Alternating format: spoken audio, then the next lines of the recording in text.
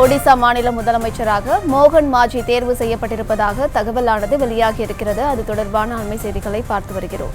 நடந்து முடிந்த ஒடிசா மாநில சட்டமன்ற தேர்தலில் 20 ஆண்டுகளாக ஆட்சியில் இருந்த பிஜு ஜனதா தளத்தை வீழ்த்தி தனிப்பெரும்பான்மையுடன் பாரதிய ஜனதா அங்கு வெற்றி பெற்று இருக்கிறது. இந்த நிலையில் புதிய முதலமைச்சரை தேர்வு செய்வதற்கான கூட்டம் இன்றைய தினம் நடைபெற்றது. அந்த கூட்டத்தில் ஒடிசாவினுடைய புதிய முதலமைச்சராக மோகன் சரண் மாஜியை தேர்வு செய்வதாக அறிவிக்கப்பட்டிருக்கிறது.